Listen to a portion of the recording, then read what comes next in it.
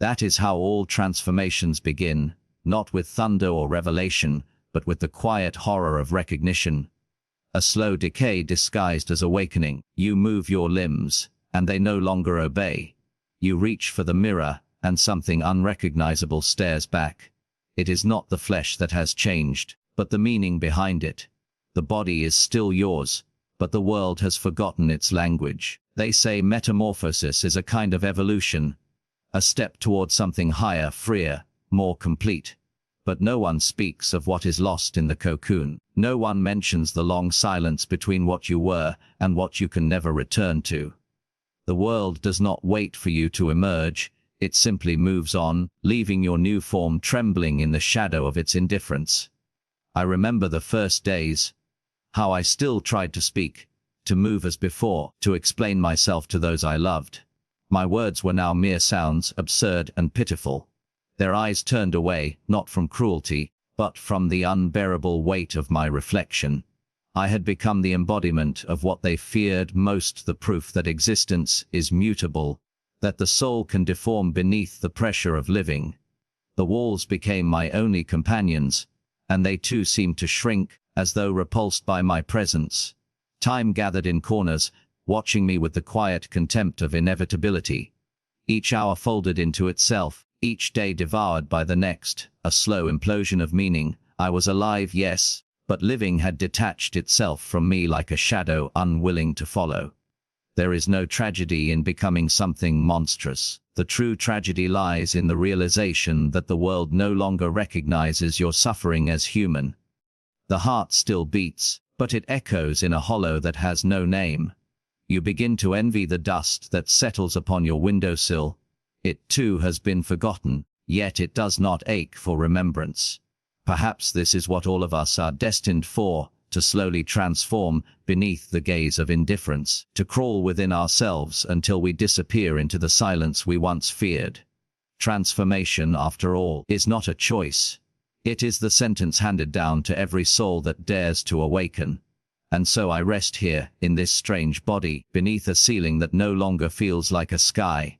I am not what I was, nor what I wish to be. I am simply the space between.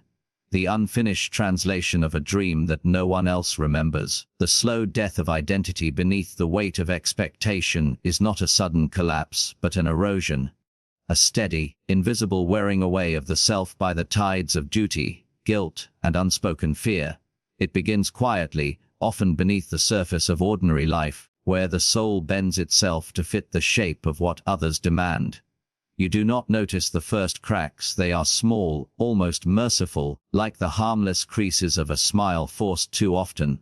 Yet within those fractures something begins to leak. A sense of truth, of individuality, of silent rebellion, until the person you once were becomes a faint outline, barely distinguishable from the blur of routine. You start to live not as yourself, but as a reflection constructed by the eyes that surround you. Their gazes define your borders, their judgments dictate your gestures, and their expectations shape the air you breathe. You call it responsibility, you call it purpose, but beneath the language lies a quiet suffocation. The tragedy of this slow dying is that it masquerades as progress. You convince yourself that adaptation is strength, that to please is to survive. You mold your face into expressions that no longer belong to you, nodding in agreement with thoughts that make your skin crawl, smiling through the dull ache of compliance. And as the years move over you like a heavy fog, you forget the sound of your own voice. You become fluent in the language of others while your native tongue, the pure, unspoken truth of who you are, fades into silence. Every compromise feels small until they accumulate into something irreversible. Then, one morning, you wake and find that the person who once dreamed, who once dared to imagine differently, no longer exists. What remains is an efficient shell, polite and obedient, hollow yet capable of imitation. Expectation is a kind of mirror that demands you vanish inside it. It does not reflect who you are, but who you are required to be. You live beneath the constant scrutiny of invisible judges. Family, society, faith, ambition, all whispering their verdicts through your thoughts. They reward your conformity with temporary belonging and punish your truth with isolation, and so you begin to amputate the parts of yourself that cannot fit within their vision. You discard your wildness, your doubts, your tenderness, your disobedience. You learn to walk lightly around your own desires as though they were dangerous creatures. The cage, once external, begins to live within you, until you guard it willingly, mistaking it for safety. There is a peculiar comfort in surrendering to expectation, for it absolves you of choice. You no longer bear the terror of freedom, the burden of creation. You only need to perform, to fulfill, to become predictable. But beneath that comfort grows decay. The soul, denied its own breath, begins to rot in silence. It does not scream, it merely withdraws, retreating into the smallest corners of being where the world cannot reach it. And in that shrinking, the slow death completes its self-isolation, as the final mirror of self-awareness is a cruel revelation, for it strips away the comforting illusions that once tethered you to the world. It begins subtly, like a thin veil drawn between you and everything familiar. Conversations still occur, faces still appear, but they drift at a distance that words cannot cross. The laughter of others sounds like an echo from another existence, and even in the company of those you love, you sense the quiet disintegration of connection. Isolation is not merely the absence of others, it is the recognition that they cannot enter the depths where you reside. The solitude becomes a landscape, vast, cold, and eerily clear, where every thought reverberates like a voice in a hollow chamber. It is here that you begin to see yourself without distortion, not as you wish to be, but as you are, fragile, uncertain, unmasked. In the beginning, there is resistance. You try to reach out, to explain, to prove your belonging, but each attempt only deepens the distance. The words that once bridged hearts now fall with the dull weight of stones. You realize that communication itself is a kind of illusion, a fragile construct meant to conceal the unbearable solitude of being. Beneath every conversation lies the unspoken truth that no one can truly understand another, that every soul walks alone within its private labyrinth of thought and memory. It is in this realization that the mirror forms, cold, merciless, and absolute. You stand before it, stripped of every borrowed identity, and the reflection stares back not with judgment, but with the heavy indifference of truth. At first, the loneliness feels like punishment. You wander within it like a ghost searching for the door to its own grave. But gradually, something begins to shift. The silence, which once suffocated, starts to reveal its depth. You begin to hear the faint hum of your own existence, the quiet pulse of awareness that had long been buried beneath noise and distraction. In the stillness, there is no role to perform, no expectation to fulfill. The masks you once wore fall away one by one until only the rawness of being remains. It is terrifying, yes, but also clarifying. Isolation becomes both tormentor and teacher, showing you that everything external is transient, that meaning must arise not from others, but from the hollow you once feared. The world outside does not notice your retreat. It continues its mechanical rhythm, indifferent to your vanishing. You begin to see how it never truly belonged to you, how the threads that tied you to it were spun from shared illusions. The more you understand this, the more transparent the world becomes, like glass through which you can see its emptiness. And yet, within that emptiness, there is a strange form of freedom. When all else has fallen away, what remains is the undeniable awareness of your own existence. Fragile, isolated, yet uncorrupted. It is only in isolation that the self becomes visible, and only through that visibility does it begin to understand the quiet tragedy of being awake. The grotesque mercy of being unseen lies in the paradox that invisibility, though born of rejection, can become a form of liberation. To be unseen is to fade from the gaze that defines and confines, to step out of the ceaseless performance demanded by existence. There is a moment when the eyes of others no longer seek you, when the world ceases to ask for your participation, and in that vacancy something sacred begins to stir. You realize how much of life had been lived for witnesses, how every gesture, every word, Every hesitation was a plea for recognition. When the audience disappears, so too does the mask, and what remains is a quiet, unsettling freedom, the kind that does not comfort, but clarifies. It is grotesque because it is born from abandonment, from the slow decay of belonging, and yet merciful because it delivers you from the tyranny of being known. At first, invisibility feels like erasure. You move through rooms and no one notices. Your absence does not disturb, your silence does not echo. The world proceeds with mechanical indifference, and you watch yourself dissolve at its edges. The human instinct to be seen, to be acknowledged as existing, begins to claw within you, desperate for proof that you are not merely a shadow. But each attempt to reassert presence fails, and the futility of it begins to unveil a deeper truth, that being seen had never truly meant being understood. The eyes that once looked upon you did not perceive you. They projected their needs, their fears, their expectations. What they saw was a version crafted for them, not the raw, trembling essence that hides beneath the surface. To be unseen, then, is to be released from misinterpretation, to slip quietly out of the distortions that others impose. In that solitude of invisibility, you begin to encounter yourself in ways impossible under the weight of observation. The silence expands, and within it, your own thoughts echo with an unfamiliar clarity. You see how much of your life was a negotiation with perception, how your identity twisted and contorted to fit the gaze of others. Now, without that gaze, there is no shape to maintain, no narrative to defend. You drift, unanchored, and though it feels like death, it is also a strange rebirth. The grotesque mercy lies in this duality, that what destroys your connection to the world also purifies your awareness of it. You become both exiled and enlightened, both forgotten and awake. There is a strange stillness in being unseen, a kind of peace that hums beneath the despair. You no longer have to explain your existence, no longer have to justify your being through action or appearance. You become a silent observer of your own decay, and in that witnessing, something eternal flickers. Perhaps the world must turn its eyes away for the soul to finally face itself. Perhaps it is only through disappearance that one becomes real.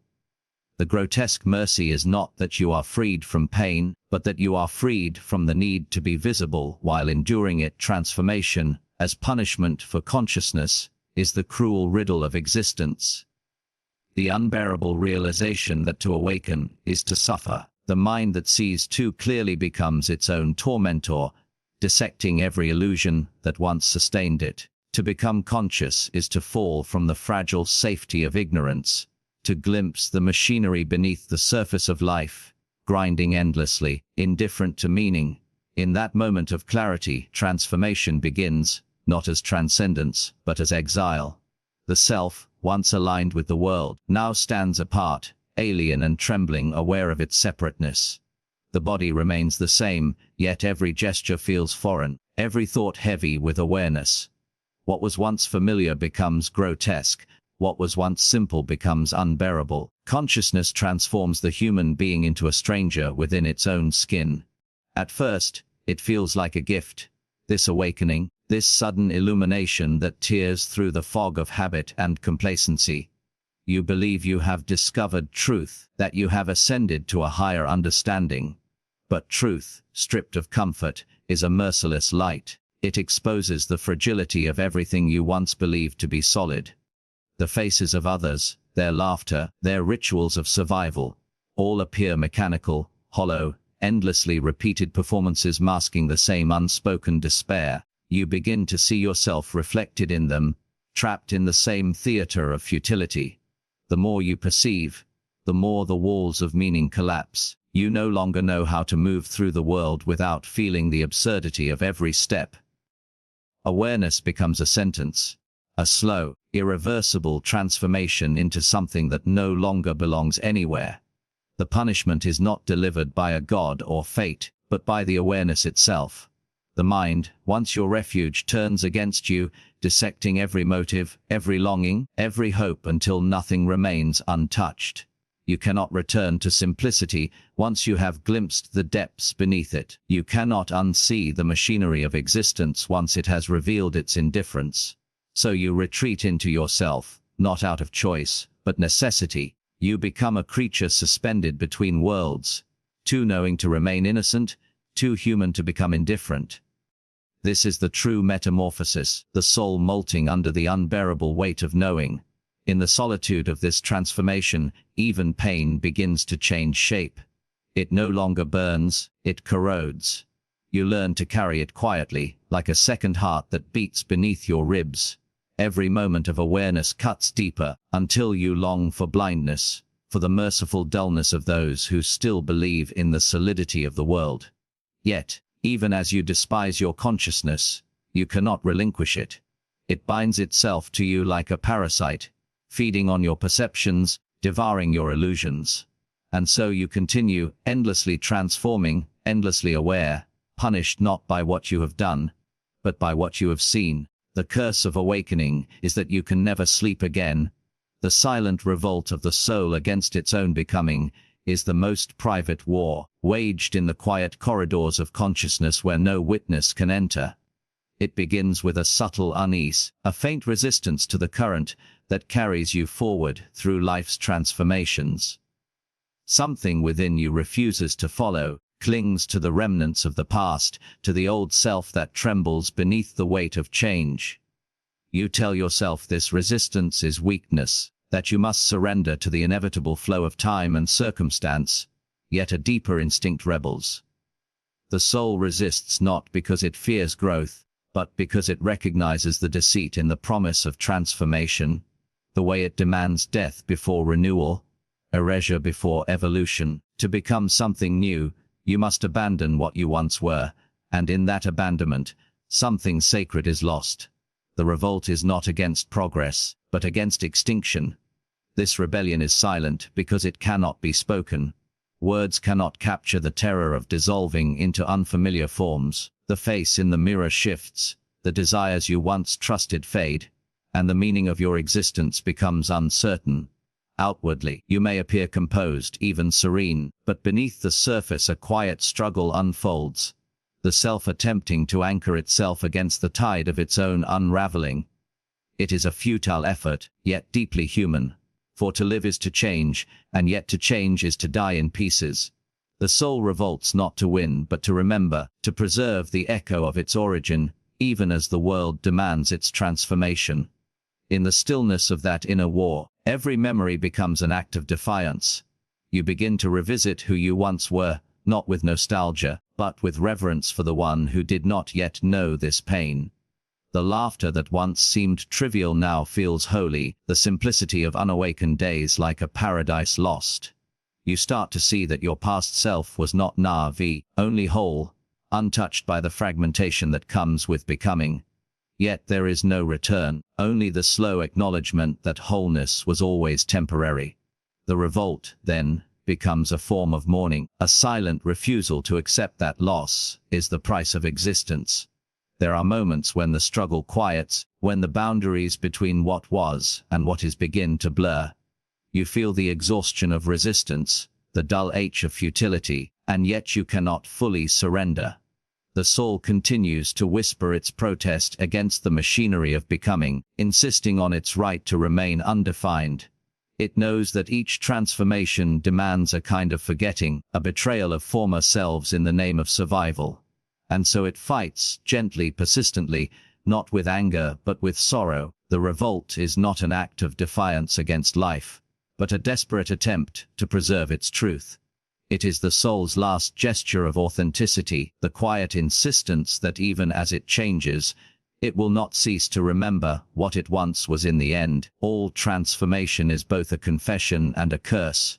The slow unveiling of what it means to exist within an ever-shifting skin. To awaken is to fracture, to see is to suffer, to change is to die in increments so small they escape language. Isolation becomes the mirror that reflects the futility of striving for permanence, yet within that futility lies a strange tenderness, a dim awareness that even despair is proof of life. Perhaps the tragedy of transformation is not that it destroys us, but that it reveals how little of us was ever truly alive. We cling to identities that dissolve like mist. We search for meaning in the faces that turn away, and we call this persistence, hope. Though it is only the refusal to vanish completely. There is a peculiar beauty in this ruin, a silence that hums beneath the decay, reminding us that existence was never meant to be understood, only endured. We are all metamorphoses in motion, half-formed creatures drifting between memory and becoming, haunted by the selves we have outgrown. And though the world may never see us, though our transformations may go unacknowledged, there remains within each of us a fragile pulse, the last whisper of the human heart refusing to disappear.